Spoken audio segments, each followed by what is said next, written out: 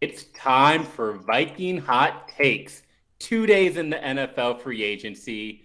The Vikings have been pretty quiet, Eric, but we'll get into all of that after the intro. So, y'all I settle must ask. in, grab a Lake Monster beer. Go for it. Ask the question. No, I must ask you a few questions about the team. So let's go. That's bad. Anyway, see you after the roll it.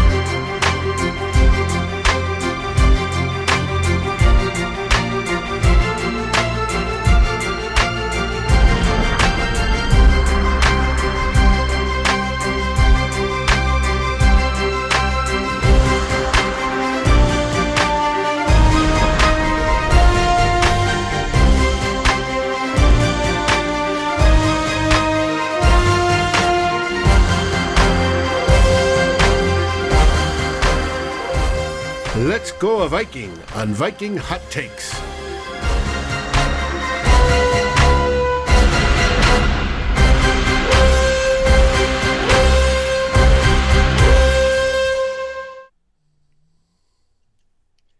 Welcome to Viking Hot Takes, the fast-moving Minnesota Vikings talk show. We've got me, Flip Mozzie. We've got Eric J. Thompson.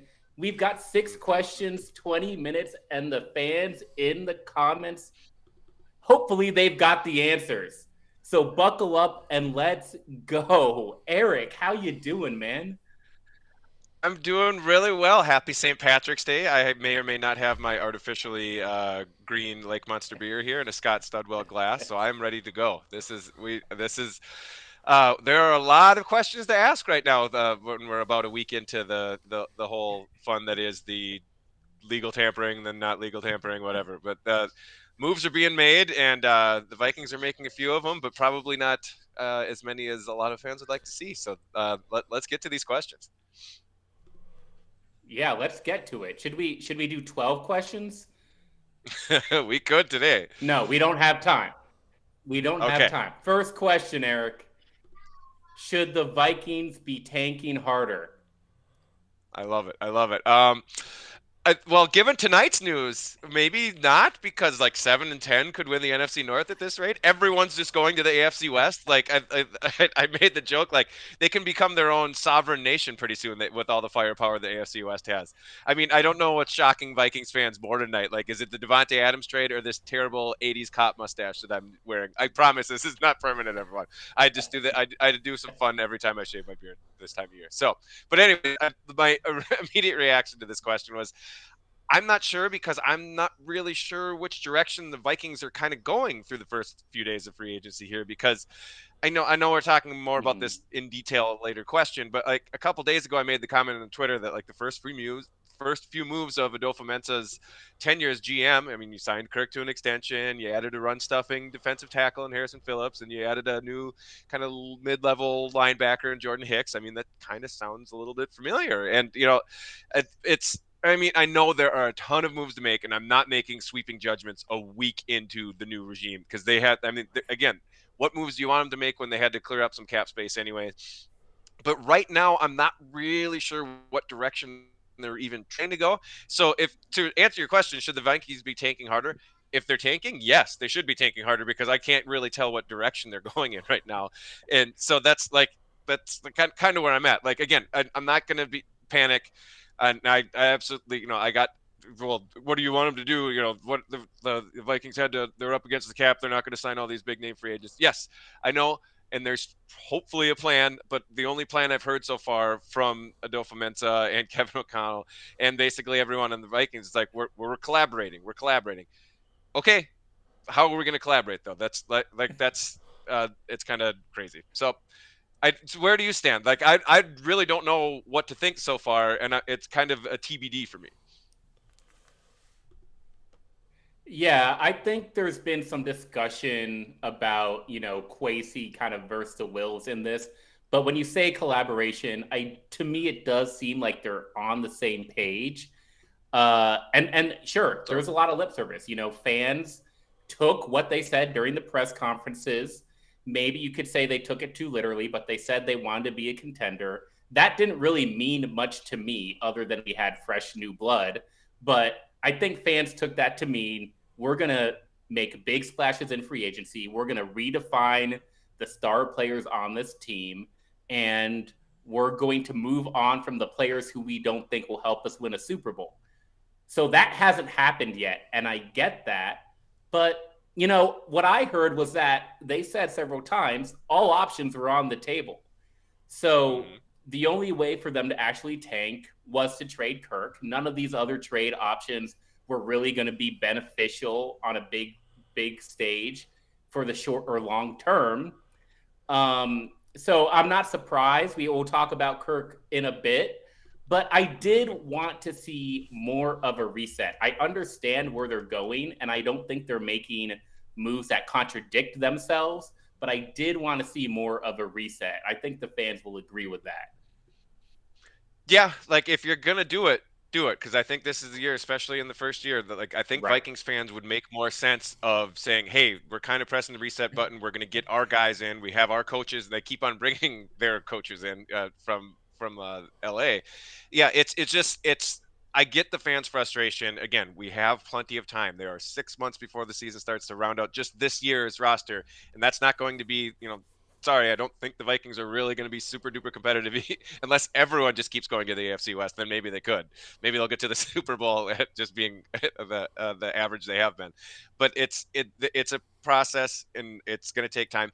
But just to see it, I think it's frustrating, at least through this first week, for a lot of people, including myself. Like, I just want to kind of know what the larger plan is, and I don't think that's been defined yet. True. We got to be patient. Let's go to the next question. Okay, speaking of patient, are you patient enough to have 2 more years of Kirk Cousins? Was the Kirk Cousins extension smart? Simple question. It wasn't ideal. I wish I could answer that question straight up, but then it wouldn't be Viking Hot Takes. It wasn't ideal. And that's mainly because I think they tried to trade Kirk, and nobody really wanted Kirk Cousins all that badly. Like, we got to talk about that. There weren't a lot of good other options on the quarterback market. going into it, we said, hey, that's going to mean great value for Kirk Cousins. We saw the Russell Wilson deal. We said, of course, we can get at least one first round pick, but maybe the league is kind of onto this guy because nobody was willing to offer anything more than a couple second round picks. That's just like, that's less than premium talent at non quarterback positions, let alone a top fringe top 10 quarterback. So I Unless you're think, Devontae Adams, maybe you could apparently. say they value. Well, yeah, that's, Yeah, that's what I'm that's saying. top wide So, receiver stuff. But yeah, uh, exactly. If you're comparing, I don't think they could have got that for what the Packers just got for Adams. I don't think the Vikings could have got that for Cousins, at least at that right. contract. And that's the issue because you should be able to trade a top 3 wide receiver and a top 10 quarterback for the same value in my mind. Maybe I'm Right. misguided, Yeah. or maybe there's just some things about Kirk Cousins that we don't have time to talk about on Viking Hot Takes. But, quarterback stability is okay. It's a good plan B. You look around the league and a lot of teams that have kind of tried to fail fast. You look at like Carolina or the Washington football team. Their quarterback situations are just as bad, and their Yep. rebuilds are not going well. So at least this is a move in the right direction. It was a smart plan B. It definitely was not my preferred plan A. I think that's fair. I think What do overall, you it think? it definitely wasn't as dumb. I'm not sure how smart it was, but it wasn't as dumb as it could have been. I mean, it obviously gives them some much needed wiggle room for cap space this year, and it won't take up as big of a chunk next. I love all the mustache comments, guys. Keep them going. I'll try to not read them while this I'm is answering this is questions. what you But wanted, Eric. exactly. I had to do it 1 week. Exactly. So, but it won't take up as much as, because the cap is supposed to go up pretty significantly in coming years. So it won't be as big of a burden on the cap. And I'm not a fan of the no trade clause. That was the one big thing about it because it kind of takes away from the team leverage if they do ever want to trade because now he can pick and choose. And he really likes to seems to like his place over in Evergrove Heights. Yeah. So as long as that contract money is in, I'm not sure if he's going to go anywhere. But again, the extension combined with the other moves or lack of moves, kind of big moves at least thus far, it's just confusing to what they want to accomplish in the short term. Again, Kirk gives them that stability. He's a good quarterback. He's an above average quarterback. I don't know where you'd put him with great, and I don't know where you'd rank him in the top 10, 12, whatever. But again, I'm just, I guess personally, I'm just kind of sick of having the same arguments for 2 more years because we have gone in circles, even in the climbing the pocket DM group. Like it's like, oh, cool, we're doing the exact same argument we did yesterday about Kirk Cousins. But I guess Yeah. I think another part of this is I think the league, not just the Vikings, have told us what they think of this quarterback class. And I don't think they think very highly of it. That's why the Carson Wentz is going to Washington. I don't think there are any sure things Yep. at all with this quarterback class, and I think the next one should be a lot better. So, and there might be some availability there next year. But I know we're supposed to either blindly defend Kirk or blindly hate him according to Twitter. But again, with most things around Cousins, I kind of remain relatively neutral. But yeah, again, it's it's odd. It has to. It's part of the puzzle so far, and we just haven't seen the rest of it. Yeah, it doesn't feel great. Let's go to the next question. All right, Eric, I asked you about the offense 2 weeks ago. Now I'm going to ask you about the defense. Daniil Hunter, Harrison Smith, Eric Kendricks. Trade one, extend one, replace one. Oh, it's the defensive version of the F Mary Kill game. I love these questions because they're tough. Like I had to think about this one again because they don't fit great into every category. But here goes. Thought about it. So trade. I can't believe I'm really saying this right off the top, but because he's still a pretty dang important player. But I'm going to go with Kendricks for the trade, just because and he's one of my favorite Yeah. players on the team. But there were some games last season where he kind of struggled and put up a few clunkers. Like it was kind of alarming. Like it certainly may have been like a case of trying to do too much because he didn't have a ton of help around him, especially in the middle of the field. But there were games where it was like, okay, what's he kind of doing out there? He's chasing. He's known so well for his sideline to sideline coverage, and he'd get lost in coverage sometimes. But he's still a very good player, and it took the rest of the league a few seasons for them to kind of give him the props. But he's still very well respected around the league, and I think the Vikings could get a pretty decent haul for him. But so I'll go with the trade there. Extend Hunter, just because even if you factor in the fact he's only played 7 games and he's might not, like again, like he's still theoretically he's still right in the prime of his career. He's only 27 years old. It feels like he's been around forever, but he's still only 27. Kendricks is 30. Harrison Smith is 33.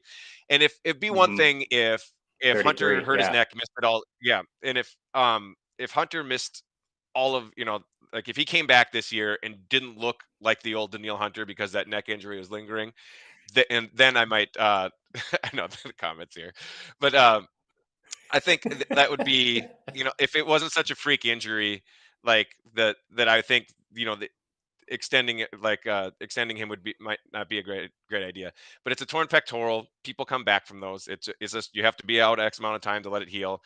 And if he showed signs of falling off last year, I would have to second guess it. But like, I think out of those 3, it makes the most fiscal and football sense. And so that leaves us with replacing Harrison Smith, which I also hate because I think he still has a lot of good football left. And I kind of cringe thinking about the defense without him, without him all over the field before and after the snap. And especially with the cornerbacks that they currently have on the roster. I jokingly called it the Legion of Room last night. Like, I mean, there is not a lot of pass coverage, and if you take Harrison Smith away, it's going to be even worse. But I mean, you definitely can't extend him at this stage of his career, especially when you just gave him one that was pretty pricey. Yeah. And I really hope the Vikings, I hope they don't have to replace any of these 3 because I think they're a big part of this defense, especially when you look at the holes they have. But if you asked, so I had to do it. So do you have the same answers, or would you switch any of them around? I don't have the same answers, but I think the key here is, like, we both agree that you have to extend Daniil Hunter. You just got to find a way to do it. And that's like the number one priority right now for the next week is, I mean, by Sunday, they got to figure out how to extend Daniil Hunter. Right. I honestly don't think there's a price in terms of what edges are making and how important edges are in today's NFL and the defensive system that they're trying to transition to. You have to extend Daniil Hunter. Now, I would trade Harrison Smith just because I think you could, like, trade him to a contender and actually, get some value, kind of like the Von Miller trade last year to the Rams. But again, this is about extending Daniil Hunter at all costs. So let's go to the next question. Some people want to extend your mustache. So maybe you should keep your mustache. I might have to do a contract agreement. I might have to do it the rest of the offseason. All right, I already gave my 2 cents on this pretty much, but so we can go quick through this one. But do Adofo-Mensah's first moves as GM feel a little too familiar? I get the fan take and the fan expectations, but to me, they don't feel familiar at all because all of the familiarity is like which positions are being signed and re-signed. Free agency is not about the players. We said this last year. Free agency, I'm wearing the Randy Moss straight cash homie shirt. Free agency is about the cash. And every single player that they've re-signed or signed has been for a bargain. They have a refusal to overpay that the old regime never did. They've been forced to take this approach because of the bad contracts that Rick Spielman and Mike Zimmer signed. They're cheaper at quarterback, cheaper at linebacker, cheaper at defensive tackle, cheaper at tight end 2, cheaper along the offensive line, the depth positions. So, like, what is familiar about this from a cash standpoint? Literally not that much. Yeah, I mean, it is more of the I think a lot of us came, okay, Adofo-Mensah is going to revolutionize this team within the first couple weeks, and it just felt familiar again. And I already threw in my 2 cents. We only got 5 minutes left anyway, so there's a lot of time left. There, as I always like to say about the Vikings, don't panic now. There will be plenty of time for that later. All right, what do you got for your last and my internet is garbage. I apologize, but my takes are still hot. I know you guys hear them. So don't focus on the blurriness. Focus on my clear message. Just focus on the mustache. What are we doing? Yeah, what are you even looking at Flip for today? Eric, I want player names here. What's the next move on offense?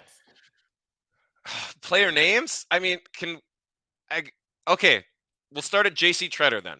Like, figure out what the hell you're doing at the offensive line on offense. Especially the interior. We got the tackles. We got Darrisaw. We got O'Neal. And we probably have Cleveland at left guard. I think he was fine. After that, you're set at quarterback now. You signed Cousins for 2 more years. You're set at running back. You gave Cook a big contract. You're in really good shape with the pass catchers, at least the starters. I think Jefferson, Osborne, and Thielen are a great 1-2-3 punch. Having Smith back is huge, I think, for this offense, and I'm really excited to see how O'Connell uses him. Although depth can be a bit of a concern there. If one of those guys goes down or gets traded or whatever else, that could be a concern. But I mean, in most of the big name guards and centers, they're kind of went off the board pretty quickly. And to me, it was like I knew that some of these guys are going to get paid, but like it was pretty wild how much they got paid. So I guess Treader's the name. I guess the past 2 days, he got released from the Browns, and unless Garrett Bradbury suddenly he figures out how to prevent getting shoved straight backward in pass protection, I think they could use an upgrade there. And I know they picked up Austin Schlottman, but I think he's a lot more Dakota Dozier replacement than starter material. Like they gave him as Luke Braun put it yesterday, that is like you might not make the team kind of contract. Like it was bare minimum. So again, so if you're going with Kirk again, that pressure up the middle is what kills him. But so the interior line is still an issue. That's the first thing you got to do. I think you're pretty good. Like this offense can probably score some points, but let's make it better. What do you got? Yeah, I honestly think that they could extend the Neil Hunter, sign JC Treader, and just be done with free agency pre-draft. Maybe you want to throw in some more defensive ads like Pat Peterson there. But on offense, there's not much left. It's like JC Treader, go get him. Maybe a bit Billy Turner. Other than those two, like I'm all in on Billy at Turner. that point. NDSU. Yes. Yeah. After that, it's just like, I don't know, bring back Cordero Patterson and let's do this thing if we really want to have the fun. But yeah, the offensive line, I don't want to talk any more about it, so let's fix it now. We got 2 minutes for the last question. Okay. Well, this one, we're ending on a low note, I guess, with this one. But who will be Kirk Cousins backup in 2022? And does it matter? Go ahead. All the things I said about it doesn't feel familiar. If they bring back Sean Mannion, that'll just be a knife in my back. And I think that applies to most fans. It's probably going to be Sean Mannion. If you ask me, who will it be? I mean, he's the in-house favorite. It's clear they don't really love this quarterback draft class. It's clear that Kellen Mond isn't that great. So, like, unless they pay up for a Marcus Mariota, who's getting a look to be a starter right now, it's probably going to be Sean Mannion. That's the low note. Cheer us up, Eric. I was hoping you were going to say something else and have something fun, because I think it's probably going to be Sean Mannion too, and I hate it. I hate it. I mean, that part's going to be like last year. But again, if we're looking at it, unless you're paying for a high-end backup, which the Vikings probably aren't going to do, I mean, we're in the same position as the Vikings have been in for the last few years. It's like if Kirk actually gets hurt for the first time and actually misses a significant amount of time, which would be the first time in his career, he has been remarkably available throughout his career. That's the one thing you cannot dispute about him. I think they're screwed no matter what. So it's like, okay, well, if you're not going to spend it, I mean, but man, this is a new regime. Like, at least let us pretend that Kellen Mond is going to be good. Like, hey, just put him at QB2. He'll never play, like because they got rid of the COVID protocols. That's the only thing that kept Cousins out last year. And, maybe just let us pretend he might turn into something at quarterback too. I mean, I saw Mannion in person in January, and I would not wish that experience on anyone, not even that was really bad to watch. So anyone but Mannion. But yeah, it's probably going to be Mannion. Gross. There it is. Never forget, Eric went to Lambeau Field in January to watch Sean Mannion play a Vikings football game. You look at that mustache and you remember the dedication there. That is true fandom right there. I don't know. Maybe they'll draft Carson Strong in the second round, but we don't got a time to talk about it because that is Viking Hot Takes. All of our hot takes are going to be there for your enjoyment, and it's all going to change in a couple days because free agency is fast moving. It goes down just as fast as Eric's drinking that Lake Monster beer right now. Eric, what are you sipping on, man? Tell us what you're sipping on. It is. I'd have to go up and look at the can, but I believe it's the Pilsner. Good. I think the Como Claw, I believe it's called. So, Yes. But yes, this and the Rowboat IPA is still my personal favorite, but the IPA is a little too cloudy to put the green dye in, so I had to go a little lighter. Oh, well, hey, that's a great note to end the show on. We really appreciate y'all in the comments. Great answers to the questions. Great material on Eric's mustache. He's the Albert Einstein of Vikings manhood. I got to grow out the hair a little more for that. I don't like that. Albert Einstein apparently did not know how to tie a tie, so I prefer the shamrock look that Eric's got going on. Yes, thank you for absolutely roasting me in the comments. I absolutely deserve it for this terrible mustache. It'll probably be gone by the next show because I'd like to remain married. But I'm glad that I went on one show with it. When I was over in Afghanistan, there was a Canadian who had a mustache like that, only he had handlebars, and he would wax his handlebars up to form a W on his face. And we'd ask, why do you do that? And he goes, birth control. Like this. Birth control. Yeah, this. Oh, man, this is I love it. Yeah. But hey, the internet held up, saw it all the way through. Yep. Dave, take us away, man. We've got, unless there's some sort of wild breaking news from the Vikings that deems an emergency show, you'll have myself and Derek Campbell on Saturday for Two Old Bloggers as we wrap up this week. Hopefully there is something wild and crazy we can talk about that's positive. Have the Vikings improved? That's a question mark you got to answer. Are they better than last year, same as last year, worse than last year? We'll see. Till then, what do we say? We'll see. Skol. Skol Vikes. Skol Vikings!